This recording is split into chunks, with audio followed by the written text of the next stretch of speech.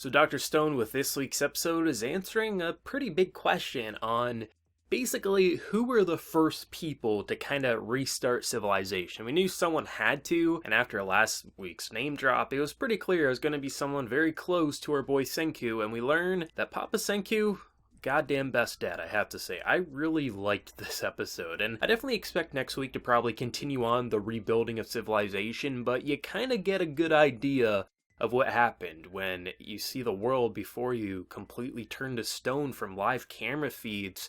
What do? Do you wait in space for help to arrive? No, you are the help. And the idea of like these 100 tales that would eventually get passed down, and the last tale would be one from father to son to make sure that his amazing son would never be forgotten even after thousands of years. There would be a story about Senku and just this amazing kid who would always be curious, would always experiment, would always put his mind to the ultimate test to make sure he found the answer. Because I'm sure for this father, he knew if there was a way to undo this curse, his son would be the best possible chance to restart civilization. He probably believed in himself to kind of kickstart it, but if there was someone to really save everyone, it would probably be his son. And it kind of makes the ending song a lot sadder when you really look at the visuals and the idea that a father would never be able to see his son, but would pass down his legacy, so should the day arise where he would be able to wake up, he wouldn't be forgotten, and he would know how much his father actually did care for him. Like the idea that 3,000-ish years,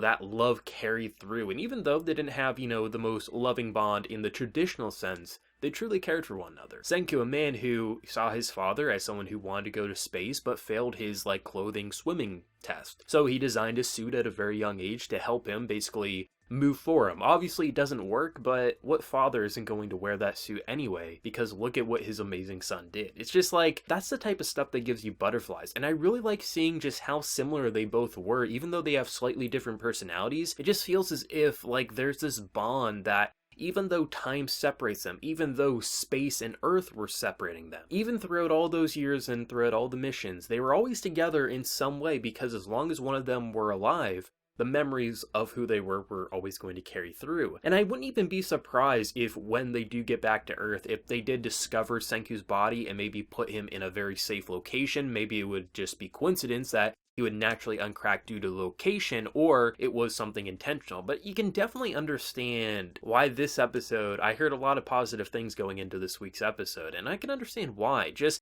you can already tell some of the facial features of some of the characters we've already seen, like Ginro and Kinro, and just where they ultimately came from. And just, the intro, when they were first getting into space, that threw me off guard, because I was looking at characters, I was like, oh god, we got a diva, and you can clearly tell whose mother this would eventually be in the future, or ancestor, I should say. And I was just really happy to see how much of a curveball it was, that they were just playing it up, that she was going to be the bitchy diva, and just they were getting a kick out of it, because holy shit, that would have not matched the characters that we've seen up to now. And I just love that. I love seeing just the space side, which it really did feel like Senku in space. It really, really did. It felt like it was grown-up Senku kind of living out his dream, a little bit of a prankster, just someone who was just casually kind of going through life, but clearly had the skills to be up in such a magnificent place. And that was what was so fun. You knew ultimately what was coming. You knew the Earth was going to turn to stone. And you knew that these were going to be most likely the last living characters who would then have to make babies, and their babies would make babies, and so on and so forth, until basically you'd have your own people who would never know of the original world, and it'd be up to these 100 tales to pass down from leader to leader, so ultimately that knowledge would never be forgotten. So if Senku never did wake up, or someone like him, the idea of the modern world would still in some way live on, but should Senku wake up, you want to make sure that that tale tells you all you need to know about the man. That's masterful storytelling in my mind. It just really feels like Dr. Stone, it has so many times where it really does, exceed your expectations. And you're like, wow, I was not expecting that, either with an invention, just the tournament and how that concluded, to even now with just the loving bond between father and son. It just feels as if Dr. Stone has a lot of ideas that it really wants to smack you, and you don't see it coming always. Even though we knew ultimately that, there had to have been someone who would have been not affected by it, I figured maybe it was just a location thing, which it technically was, but I thought it was going to be something on Earth. But to actually see, because space has been a pretty important thing. Ever since Senku was a child and we were getting those flashbacks, kind of feels perfect. I mean, the idea that two of the people on the ship were doctors, so it's okay, they could naturally give childbirth in a unmodernized world. So like they naturally could restart civilization without much worry. Obviously, it'd be a lot of work, it'd be a lot to just, manage, but ultimately, like, it kind of gives you hope. Like, we know where they do end up. We see the village, but I really hope we get to see more with next week or future weeks, because it really does, it's so interesting. It feels like a different version of Senku, and ultimately what led to this amazing moment, because Senku immediately knew what happened. He was just like, of course, this is what had to have happened, because he realized his father was in space. Who else was going to pass down his name and things like that? It had to have been his dad. But all the other characters are obviously going to be quite confused about this. And that was what was so great, because, I kind of had a hunch, but I was kind of like the other characters being like, what's going on here? Like, what's going on with these tales?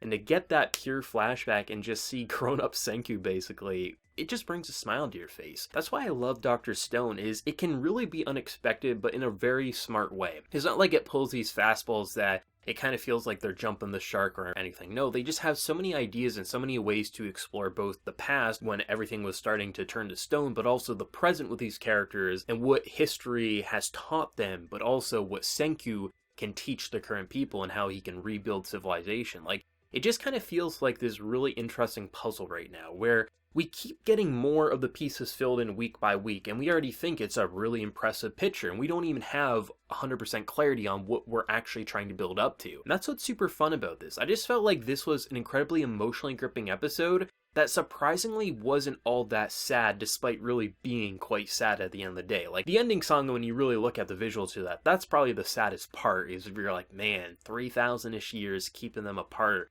The visuals just kind of pulling your heartstrings. But even though the world ended once again, we had to relive that atrocity, it kind of felt like super hopeful and also really loving, because we knew ultimately what it built up to and how many generations were passing down these tales, and Senku's name was never forgotten. Like, that has to be some of the strongest parent love that you might see in anime. Out of everyone, that's the person you wanted to make sure was never forgotten. It's kind of insane, to say the least. And it just brings a smile to your face. It warms your heart, and it makes you like, I need the remainder of the Dr. Stone episodes. Like, there's no more like waiting week by week. We need them all right now, because this is one of those episodes that just brings a tear to the eye, makes you kind of just melt a little bit and say, okay, I need at least 5 more episodes, but maybe the remainder of the second core, because you just want to see the remainder of the flashback, the present, and where that will go with now Chief Senku. Like, it's kind of insane to just see what Dr. Stone started off as, which was fun, it was interesting, what a unique setting, and to see where it evolved over 16 episodes. This is incredible. The pacing is amazing, but it's really starting to now, and to know how much further we have left to go, how many more people we have left to save, yet it feels like we've experienced 50 episodes, but the pacing has been perfect to lead up to this. Not many anime can say that, and I've really enjoyed my time with Dr. Stone, and I'm so glad we still have a lot more time left before the first season does have to wrap up. I definitely feel like the directing in Dr. Stone may get overlooked a lot more than it should, even by myself. But I think episodes like these, when you're just looking out into space, or you're looking at just what's going to happen to the world and just seeing these really sweet past sequences, it really does touch you. It's not even like the music. The music was great, don't get me wrong. The music played an important part, but it really was just how they were framing the shots, directing these sequences, which easily could have just been, another past sequence. Let's skip by this, let's get back to the present. But no, you were interested every single step of the way in this episode. In a lot of ways, I wish this could have been an hour-long episode.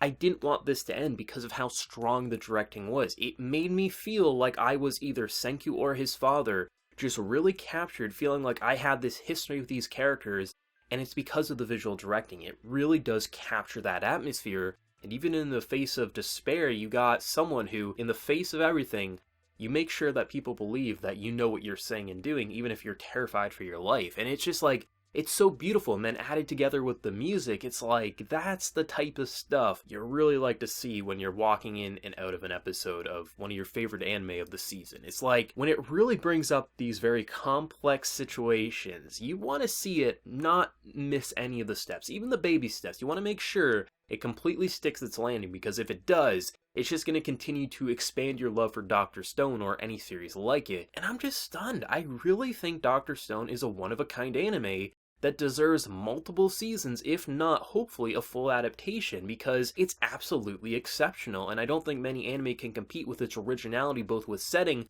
but also character progression is pretty damn remarkable. I'd be interested for manga readers who either love this part in the manga, hated it in the manga, whatever you're feeling, let me know. And for anime originals, did this episode catch you off guard like it did for me? Because yeah, I'm almost speechless with this episode. It was damn good. But whatever you're feeling, let me know. Be sure to like the video if you did enjoy, and also hit that subscribe button if you have any news. So until next time, everyone, please take care and have a good one.